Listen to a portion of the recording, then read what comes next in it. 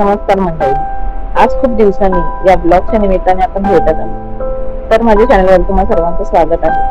आज मी तुम्हाला घेऊन जाणार आहे आमच्या शेतात, आमच्या गावाकडच्या शेतात. चला तर मग.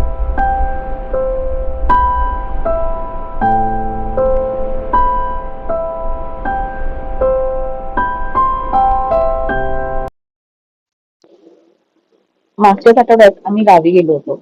खूप वर्ष शेताकडे जाणं काही झालं नव्हतं, म्हणून सहकुटुंब आम्ही शेताला जायचं ठरवलं. हा शेताला जायचा रस्ता तुम्ही बघताय, इतका भन्नाट रस्ता होता.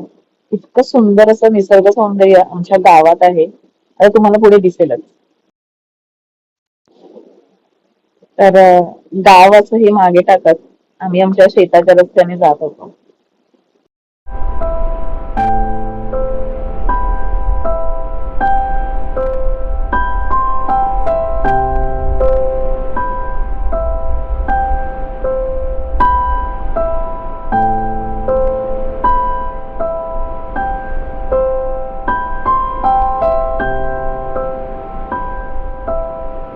तर आम्ही पहिल्यांदाच इथे शेताला निघालो होतो. आम्ही जायचं जेव्हा ठरवलं तेव्हा सर्वात जास्त भाऊ खूप एक्साइट होते आम्हाला घेऊन जायला शेताला त्यांच्या. आणि ऑफकोर्स समर्थ आणि मी तर होतोच. तर असं आम्ही छान गप्पा गोष्टी करत निघालो होतो.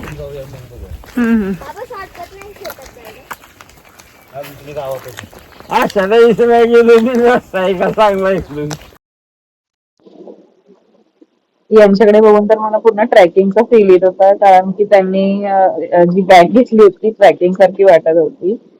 मला काहीच सामान घेता येत नव्हतं, कारण की मी साडी नेसली होती. सो मी मस्त छान असा त्या रस्त्याचा आनंद घेत आम्ही निघालो होतो.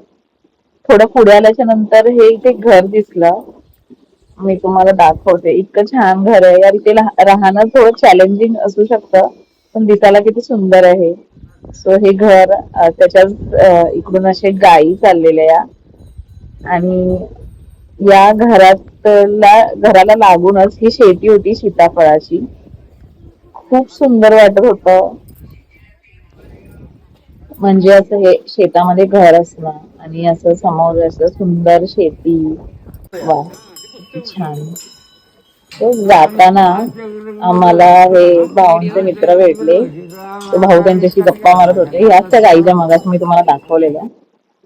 हे एक तिकडे काळूबाईचं मंदिर होतं, शेताला जाताना आम्हाला लागलं हे. तर इकडे छान दर्शन घेतलं काळूबाईचं.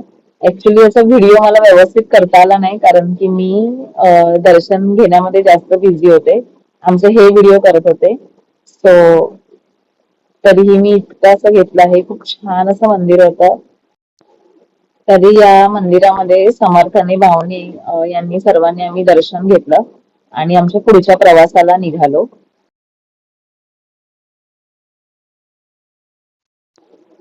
शेताला जाण्याच्या रस्त्याकडे असे एक एक टप्पे आम्ही पार करत जात होतो. तर इथे बघा तुम्ही, इतकी हिरवळ आहे.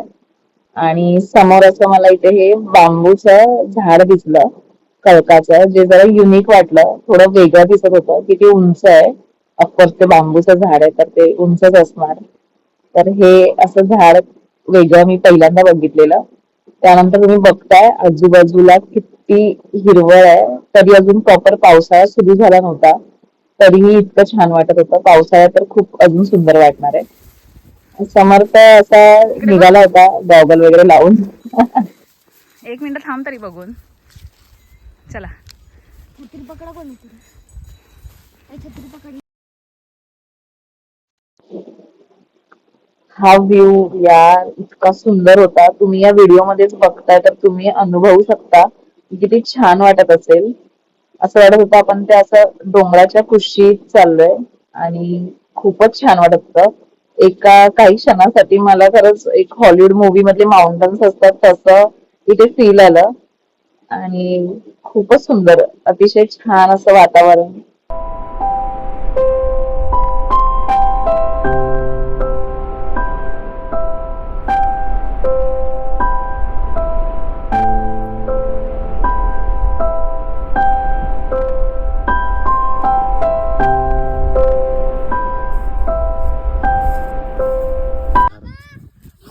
ओरडू नको ओरडू नको. गेलं वराडलं तुमच्या तो गेलं. नाही सापडणार ते. तर इथे आम्ही एक खूप मोठी गोष्ट मिस केली कॅमेऱ्यात घ्यायला. म्हणजे आम्ही पाहिलं पण कॅमेऱ्यात नाही घेतलं. इकडे मुंबईच्या किंवा शहरातल्या लोकांसाठी हरिण आणि गावच्या लोकांसाठी भेकर असा एक प्राणी होता. पण तो आमच्या आवाजाने पळून गेला कारण समर्थ मोठ्याने थोडासा आवाज दिला त्यामुळे. So this is our final destination. हे आहे आमचं शेत आणि इथे आम्ही पोहोचलो आहोत.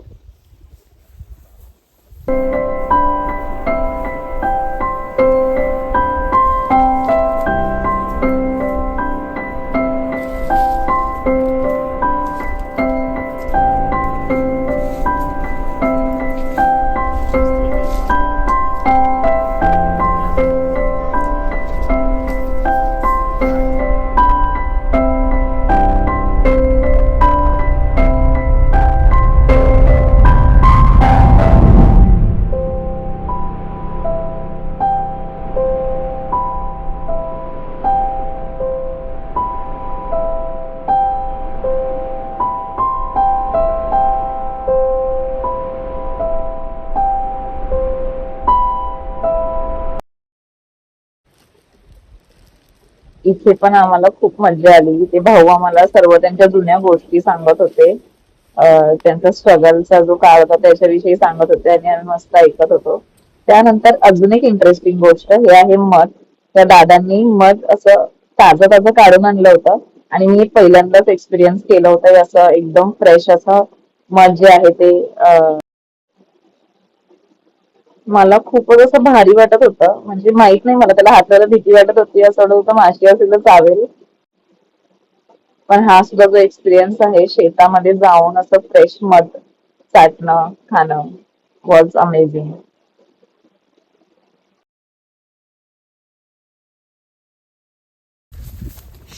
इथून पुढे जात असताना आम्हाला असं काहीतरी आवाज झाला म्हणून आम्ही बघितलं तर याच झाडावर हे जे समोर झाड दिसतंय हे बघा जे समोर उडून चालले ते मोर आहेत. इकडंच गेलं डायरेक्ट. फार जवळून कॅप्चर करता आले नाहीयेत अनफॉर्च्युनेटली. पण हे झाड आहे त्याच झाडावरती तो मोर बसला होता आणि आम्ही बघितला. पण आम्ही जवळ येईपर्यंत तो उडाला होता. तो तिकडे थांबला नाही. तरी पण तुम्ही इथे बघाल लांबून जितकं कॅप्चर करता येईल तेवढं आम्ही केलेलं आहे. इथे एक तुम्हाला आता लांडोर दिसेल. हे बघा दिसली. येस. सो ही लांडोर इकडे एकच तेवढी आम्हाला शूट करता आली. अदरवाईज इकडे एक 8 ते 10 मोर आणि लांडोर होते पण ते नाही कॅप्चर झाले कारण की ते फार लवकर असे उडून गेले. कधी पण एक मोर आहे तो उडतानाचा व्हिडिओ मी केला आहे. तुम्ही जर बारीक अगदी बघाल हे बघा हा जो आहे ना तो मोर उडत चाललेला आहे. पण शिट यार खूप लांब होता तो. तर हे पण बघणं खूप खूप सुंदर आणि खूपच भारी होतं.